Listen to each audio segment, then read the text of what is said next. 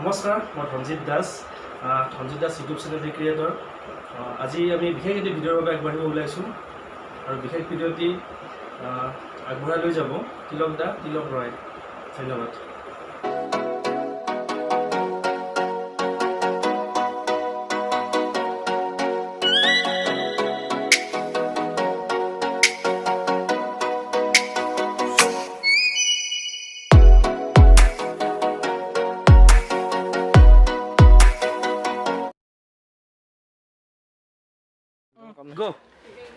Dhanjit Das YouTube চেনেলৰ সন্মানীয় দৰ্শকসকল, আপোনালোকে ইতিমধ্যে গম পাইছে যে ধনজিত দাসৰ এই ইউটিউব চেনেলটোত সম্ভাৱনা নামেৰে এক নতুন ভিডিঅ' ছিৰিজ আৰম্ভ কৰা হৈছে। যি ভিডিঅ' ছিৰিজত আমি সৰু সৰু মানুহৰ খবৰ ল'ম, যিসকল মানুহে কিছুমান ইন'ভেটিভ কামৰ মাজেৰে সম্ভাৱনাৰ এক নতুন দুৱাৰ মুকলি কৰিব পাৰিছে। আহকচোন আমি পৰিচয় হওঁ। আমাৰ সৈতে উপস্থিত থকা এজন ব্যক্তি যাৰ নাম হৈছে ধনজিত দাস, আৰু আপোনালোকক জনাবলৈ পাই সুখী হৈছোঁ যে ধনজিত দাস মোৰ বাল্য বন্ধু হয়। আমি একেলগে পঢ়া। মই যি তেখেতৰ ঘৰত উপস্থিত আছোঁ, তেখেতে কিছুমান কাম কৰিছে, যি কামৰ আমি আজি খবৰ ল'ম। ধনজিত, তোমাক আমাৰ এই ভিডিঅ'লৈ স্বাগতম জনাইছোঁ। তুমি কি কৰি আছা অলপমান আমাৰ দৰ্শকসকলক কৈ দিবা নেকি? হয়, মই আজি কেইমাহমান ধৰি কেঁচুসাৰ বনাই আছোঁ। কেঁচুসাৰ বনাই হয়তো মই অলপ লাভান্বিত হৈছোঁ, নোহোৱা নহয়।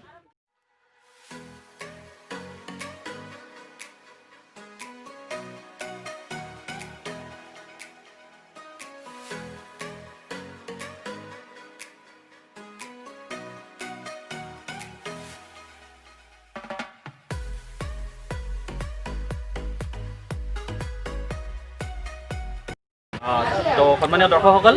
আপোনালোকে গম পাইছে যে মোৰ বন্ধু ধনজিত দাসে কেঁচুসাৰ উৎপাদনৰ এটা প্ৰচেষ্টা আৰম্ভ কৰিছে। আজি কেইমাহমান ধৰি তেখেতে কৰি আছে আৰু কেঁচুসাৰ উৎপাদন কৰি তেখেতে যথেষ্ট পৰিমাণে লাভান্বিত হৈছে। আহকচোন আমি তেওঁৰ সৈতে কথা পাতিম, তেওঁনো কি ধৰণে এই বৃত্তিটোত, এই উদ্যোগটোত জড়িত হ'ল, কেনেকৈ তেখেতে আৰম্ভ কৰিলে। ধনজিত, এই যে কেঁচুসাৰ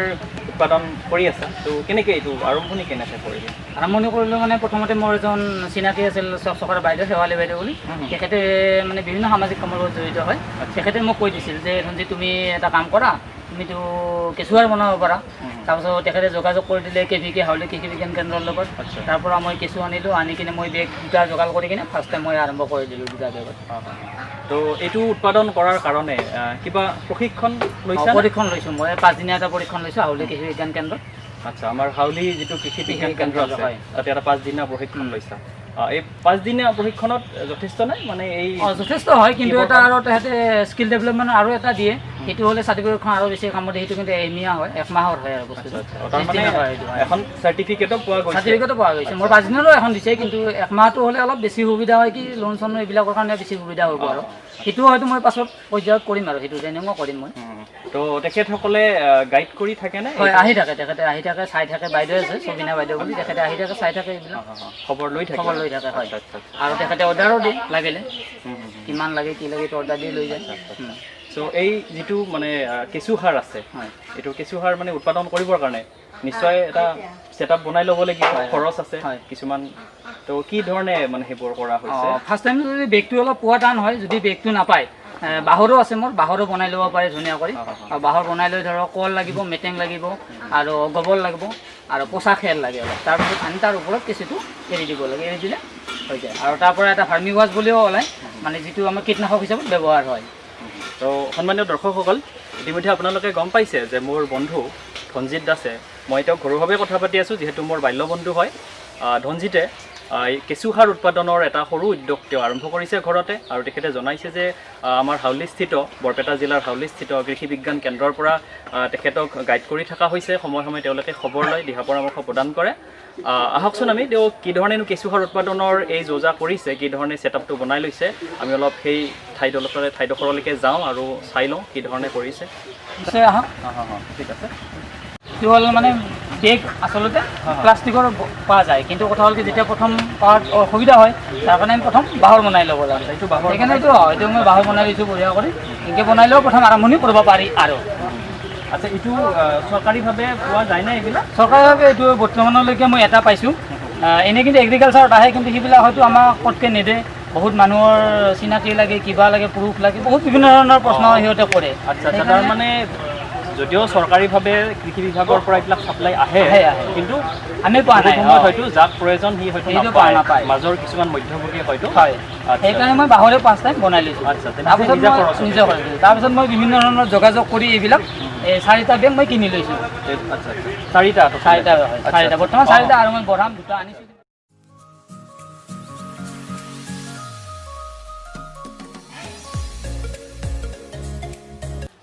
আচ্ছা ধনজিৎ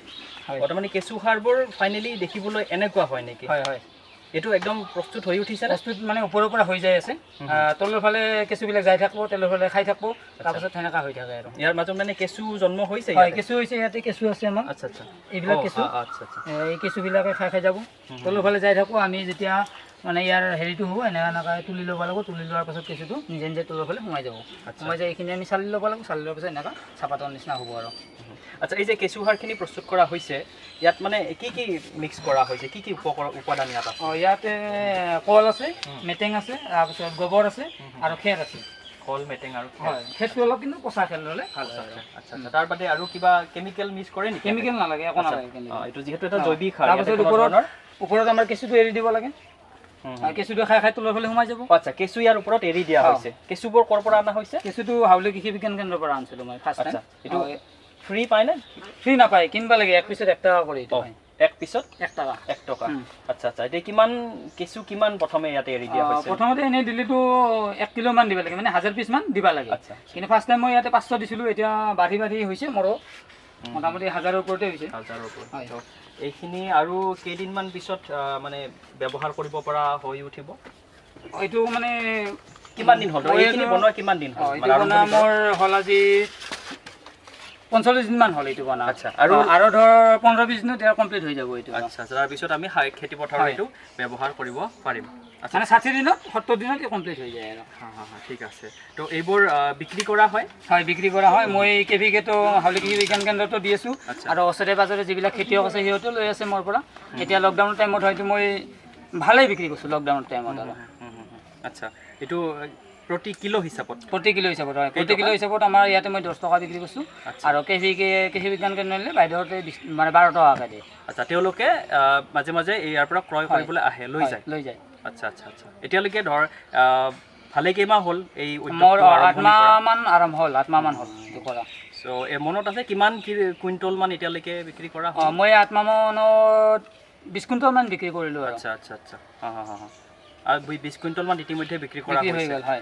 আৰু 4টামান বেগত ইতিমধ্যে আৰু সাৰ প্ৰস্তুত হৈ আছে এইটোত আছে আৰু সেইটোত আছে মোটামুটি আৰু 7 কুইণ্টল 8 কুইণ্টল সাৰ আছে আচ্ছা আচ্ছা আৰু প্ৰতি কুইণ্টল আমাৰ স্থানীয় বজাৰত বা স্থানীয় ব্যক্তিয়ে যদি লয় 10 টকা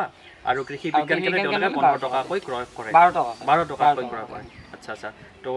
যথেষ্ট লাভজনক নহয় জানো লাভ বুলিয়ে ক'ব লাগিব ইয়াতে লাভজনক বুলিয়ে ক'ব লাগিব এইটো তো এই সেটআপটো বনোৱাৰ বাদে এই যে এইবিলাক কি বুলি কৈছে এইটো ফাৰ্মি বেড হয় এইটো হয়তো চৰকাৰী সাপ্লাইও আহে আৰু কেতিয়াবা নিজেও বনাব লাগে নিজে বনালে বাহৰ বনাই ল'ব পাৰি ফাৰ্ষ্ট টাইম আচ্ছা এইখন চৰকাৰী সাপ্লাই আহা নে এনেই চৰকাৰী সাপ্লাই আহে কিন্তু মই চৰকাৰৰ পৰা পোৱা নাই মই বেলেগৰ পৰা ক্ৰয় কৰিব লগা হৈছে কিনিব লগা হৈছে আচ্ছা আচ্ছা তো ডাইৰেক্টলি ফ্ৰী এইখন আহা নাই এইখন ক্ৰয় কৰিব লগা হৈছে আচ্ছা তাৰোপৰি ইয়াতে যিবোৰ উপাদান মিহলি কৰা হৈছে সেইবোৰটো আমাৰ স্থানীয়ভাৱে উপলব্ধ কলগছ মেটেংগাছ গোবৰ সেই জাতীয় গোবৰটো হয়তো ক্ৰয় কৰিব লগা হৈছে গোবৰটো অলপ কিনিব লাগে আৰু আমাৰ ঘৰৰো আছে অলপ যিহেতু বেছি পৰিমাণত বনালে আচ্ছা তো সেই হিচাপত মই যিটো দেখিছোঁ কষ্ট আছে নিশ্চয় কষ্ট হ'ব কিন্তু অকণমান যদি ভাল ধৰণে পৰিকল্পনা কৰা যায় তেনেহ'লে যথেষ্ট এটা লাভজনক ব্যৱসায় আৰু লাভজনক ব্যৱসায় হোৱাই নহয় এইটোৰ পৰা আমাৰ উপকাৰো আছে আৰু যেহেতু খেতি পথাৰত আমি যদি ৰাসায়নিক সাৰ ব্যৱহাৰ কৰোঁ সেইটো কথা আমি সকলোৱে জানোৱে যে ৰাসায়নিক সাৰ যদি ব্যৱহাৰ কৰা যায় আমাৰ মাটিৰ উৰ্বৰা শক্তিও কমি যাব আমাৰ তাৰোপৰি সেই শস্য যদি আমি বা সেই ফল যদি মানুহে আমি গ্ৰহণ কৰোঁ মানুহে যদি খাওঁ আমাৰ বিভিন্ন ৰোগো হ'ব পাৰে তো কিন্তু এই কেঁচু সাৰ পচন সাৰ এই ধৰণৰ যিবোৰ জৈৱিক সাৰ আছে এইবোৰ ব্যৱহাৰ কৰিলে আমাৰ মাটিৰ কাৰণেও ভাল মানুহৰ কাৰণেও ভাল হয় সেইটো যথেষ্ট ভাল কথা আৰু লগতে এইবোৰ আমি ঘৰুৱাভাৱেও নিজৰ কাৰণে ইচ্ছা কৰিলে কোনোবাই বনাই ল'ব পাৰে আৰু যদি কোনোবাই যদি ধৰা হ'ল চবেইটো আৰু ক্ৰয় কৰি নিবৰ কাৰণে ইচ্ছা প্ৰকাশ নকৰিব পাৰে কোনোবাই যদি ঘৰতে ভাবে যে মই ঘৰতে মোৰ 2-3 বিঘাত মই খেতি কৰোঁ জিকা ভোল বা কিবা খেতি কৰোঁ মই যদি ঘৰতেই এইটো কেঁচু সাৰ উৎপাদন কৰোঁ তেনেহ'লে পাৰে নিশ্চয় পাৰে আচ্ছা তেনেহ'লে কেনেকৈ শিকিব কেনেকৈ পাৰিব মানে যদি ধৰক ট্ৰেইনিং কৰে কৃষি বিজ্ঞান কেন্দ্ৰৰ লগত যোগাযোগ কৰিলে হ'ব আৰু যদি ফাৰ্ষ্ট টাইম ধৰক মই শিকাই দিব লাগে মই অলপ এনে শিকি দেখাই দিব পাৰিম যে এনেকৈ বনাব পাৰি ফাৰ্ষ্ট টাইমটো ময়ো সেনেকৈ বনাইছিলোঁ মোৰ ফেভৰেট এটা বাইদেউ আহিছিল আহি কিনে ফাৰ্ষ্ট টাইম দেখাই দিছিল তাৰপাছত মই ট্ৰেইনিং লৈছিলোঁ তো সন্মানীয় দৰ্শকসকল আপোনালোকে গম পাইছে যে যদি কোনোবাই ঘৰতে কেঁচু সাৰ প্ৰস্তুত কৰিব খোজে নিজৰ খেতি পথাৰত ব্যৱহাৰ কৰিবৰ কাৰণে তেনেহ'লে আপোনালোকৰ ওচৰত থকা যি কৃষি বিজ্ঞান কেন্দ্ৰ আছে তাত আপোনালোকে যোগাযোগ কৰিব পাৰে তেওঁলোকে গাইড কৰে তেওঁলোকে সহায় সহযোগো কৰে আপোনালোকে যোগাযোগ কৰিব লাগিব আৰু যদি কোনোবাই মোৰ বন্ধু ধনজিত দাসৰ লগত পোনে যোগাযোগ কৰিব বিচাৰে তেনেহ'লে আমি এই ভিডিঅ'টোৰ তলত ডেছক্ৰিপশ্যনত তেখেতৰ যোগাযোগ নম্বৰটো দি দিম তেখেতৰ সৈতে যোগাযোগ কৰি ল'ব পাৰিব কোনোবাই যদি কিবা দিহা পৰামৰ্শ ল'ব খোজে আৰু যদি কোনোবাই নিজৰ খেতি পথাৰত ব্যৱহাৰ কৰিবৰ কাৰণে এখেতৰ পৰা কেঁচু সাৰ ক্ৰয় কৰিব খোজে তেনেহ'লে আপোনালোকে সেই কণ্টেক্ট নম্বৰত যোগাযোগ কৰিলে তেখেতে আপোনালোকক প্ৰদান কৰাৰ ব্যৱস্থা কৰিব এইটো হোম ডেলিভাৰীটো নাই হোম ডেলিভাৰী নহয় তথাপিও ওচৰত যদি কোনোবাক লাগে মই দি আহোঁ যায় দি দিওঁ আমাৰ মানে এখেতৰ ঘৰ হৈছে বৰপেটা জিলাৰ সৰহপকৰ বাৰেগাঁৱত যদি আপোনালোকৰ ইয়াৰে আশে পাশে কোনোবা হয়তো তেখেতে আপোনাক কেতিয়াবা প্ৰয়োজন হ'লে ঘৰতো দি আহিব পাৰিব বা আপোনালোকে ইয়াৰ তেখেতৰ লগত যোগাযোগ কৰি তেখেতৰ ঘৰৰ পৰাও ক্ৰয় কৰিব পাৰিব আৰু তেখেতে ইতিমধ্যে জনাইছে যে বজাৰত এতিয়ালৈকে বিক্ৰী মানে বজাৰত গৈ পেলাই বিক্ৰী কৰা নাই আচ্ছা তো মই ভাবোঁ যদি এইবিলাক অলপ আজিকালিতো গমেই পায় আপুনি ধৰ যে অলপ কমাৰ্চিয়েলাইজ হৈ গৈছে চব বস্তু যদি এইবিলাক পেকেটিং কৰি যদি পাৰি নেকি কেনেকৈ পেকেটিং কৰিব পাৰি আচলতে পেকেটিং কৰিলে অলপমান ধৰক এটা ব্ৰেণ্ডেড নাম দি কিনে পেকেটিং কৰিলে বজাৰত ভাল হ'ব আৰু বিক্ৰী কৰাৰ কাৰণে সেইখিনি মই কৰা নাই কাৰণে আচলতে বজাৰত নিয়া নাই এতিয়া লুজ পেকেট এটা যদি লৈ যাওঁ হয়তো মানুহ পচন্দ কৰিব পাৰে যে এইটো কিবা লৈ আহিছে আৰু এইটো যদি ব্ৰেণ্ডেড হৈ যায় এটা নাম দি কিনে ব্ৰেণ্ডেড কৰিব পৰা যায় তেনে মোৰ ভাল হয় আৰু সুবিধা হয় আৰু সেইটো কৰাৰ কাৰণে মই পাছত চেষ্টা কৰিম ব্ৰেণ্ডেড কৰাৰ কাৰণে তো এই যিটো উদ্যোগ নতুনকৈ স্থাপন কৰা হৈছে আৰু যথেষ্ট ভাল লাভৱান হয় পৰিকল্পনা আছেনে ইয়াক আৰু ডাঙৰ কৰা হয় ইচ্ছা আছে মই দুটা বেগ অলৰেডি আনিছোঁৱেই মানে সিফালে বনাম আৰু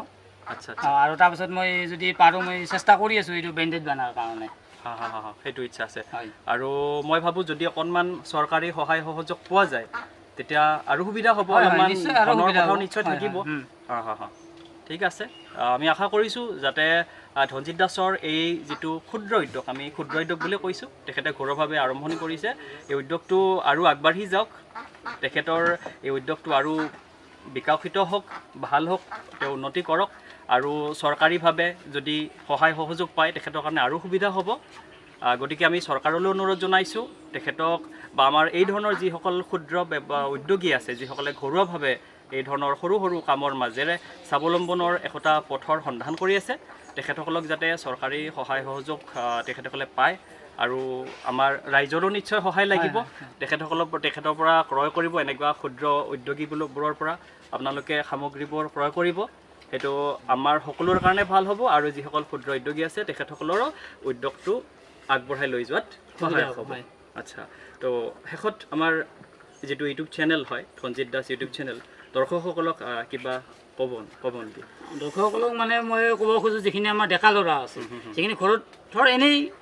টাইম পাছ কৰি বহি থাকে সেইবিলাকে যদি কৰাৰ ইচ্ছা কৰে নিশ্চয় এটা লাভান্বিত মানে ব্যৱসায় আৰু যে ব্যৱসায় ভিত্তিত লয় আৰু এইটো মই ৰেডি কৰি থৈছোঁ কালি পাঠশালা পঠাব লাগিব 5 কুইণ্টেল হয় পাঠশালা মানে ইয়াত এই বস্তাকেইটা 50 কিলো কৈছোঁ 10টা বস্তা পাঠশালাত পঠাব লাগিব আচ্ছা কেই টকাকৈ এইটো 10 টকাকৈ বিক্ৰী কৰিছোঁ হয় আচ্ছা তাৰমানে সাৰটো মানে কেঁচু সাৰটো ফাইনেলি এনেকুৱা হয় চাহপাতৰ নিচিনা হ'ব লাগিব এনেকুৱা হ'ব লাগিব ঠিক আছে বাৰু সন্মানীয় দৰ্শকসকল ধনজিত দাসৰ ঘৰত আহি আকৌ আৰু এটা কথা গম পালোঁ যে তেখেতৰ ঘৰত এখন বিশেষ শাল আছে আৰু এই শালখনত তেওঁ চাদৰ মেখেলা ইত্যাদি কাপোৰ উৎপাদন কৰে আৰু বিক্ৰী কৰে তো কি ধৰণৰ শাল এইখন এখনৰ জেকাৰ্ট মেচিন বুলি কয় আচ্ছা শালটো আমাৰ জেনেৰেল শালৰ নিচিনাই কিন্তু মেচিন আছে ইয়াতে ফুল মানে বোৱাৰ কাৰণে মানে ফুল উঠাৰ কাৰণে আচ্ছা ফুল উঠাৰ কাৰণে এইবোৰ ফুলৰ ডিজাইন নহয় জানো এইটো ফুলৰ ডিজাইন আচ্ছা আচ্ছা বিভিন্ন ফুলৰ ডিজাইন হয় এইটো যি লগাই দিব এইটো ফুলৰ ডিজাইনটো আহি যাব ইয়াতে তো আমাৰ স্বাভাৱিক যিবিলাক আমাৰ তাঁতশাল আছে সেই ধৰণৰ বেলেগ অলপ এইটো ধৰক আমাৰ এইটো মেচিন মেচিনটো ইয়াত ডাটাটো এইটো আমাৰ আহি গ'ল এইটো সোমাই দিম ফুলবিলাক আৰু এইবিলাক এইবিলাক আহি যাব এনেকুৱা তো মানুহজন ইয়াতে বহি ল'ব লাগিব বহি ল'ব লাগিব হয় আচ্ছা আচ্ছা তো মেখেলা চাদৰ এই ধৰণৰ কাপোৰে মেখেলা চাদৰে আমি বহি আছোঁ বৰ্তমানলৈকে আৰু আমাৰ সাধাৰণ যিবোৰ তাঁতশাল আছে তাতকৈ সোনকালে ওলাই নেকি কাপোৰ সোনকালে ওলাই আচ্ছা আচ্ছা ফুলটো তোলাত সুবিধা হয় যিটো ফুল ধৰ আমাৰ এই তাঁতশালত এইটো ফুল তোলাৰ কাৰণে আমাৰ ধৰ আধা ঘণ্টা লাগব ইয়াতে 2 মিনিটত হ'ব আচ্ছা খুব ফাষ্ট হয় তো এইবোৰ বিক্ৰী কৰি আছে হয় বিক্ৰী কৰি আছে এনে ক'ত বিক্ৰী কৰে বৰ্তমানতো আমাৰ গাঁৱতে বিক্ৰী হৈ আছে আৰু ফেচবুকৰ জৰিয়তে অলপ চলপ বিক্ৰী হৈ আছে মানুহে খবৰ পালে যোগাযোগ কৰে আচ্ছা এইটো এটা নতুন শাল এখন আমি দেখা পালোঁ কি ক'লে নামটো জেকাৰ্ড বুলি কয় আচ্ছা আচ্ছা ইয়াতে খুব ফাষ্ট সোনকালে মানে ফুলবিলাক বব পাৰে ফুলবিলাক ফাষ্ট সোনকালে কৰিব পাৰে যিটো ফুলৰ আমাৰ তাঁতশালত আধা ঘণ্টা লাগিব ইয়াতে 1 মিনিটত হ'ব আচ্ছা আচ্ছা আচ্ছা ভাল লাগিল দেখি তো সন্মানীয় দৰ্শকসকল যদি কোনোবাই এখেতৰ পৰা চাদৰ মেখেলা ঘৰতে বোৱা চাদৰ মেখেলা ক্ৰয় কৰিব খোজে ডেছক্ৰিপশ্যনত যিটো কণ্টেক্ট নাম্বাৰ আছে তাত যোগাযোগ কৰিব পাৰে আপোনালোকে চাদৰ মেখেলাও এখেতৰ পৰা ক্ৰয় কৰিব পাৰিব সদৌ মই ইউটিউব চেনেলটোক ধন্যবাদ জনাইছোঁ এইখিনি সুবিধা দিয়াৰ কাৰণে আৰু সিহঁতে মোক আহি উৎসাহ জনোৱাৰ কাৰণে লগতে মোৰ বন্ধু তিলক দাসকো মই ধন্যবাদ জনাইছোঁ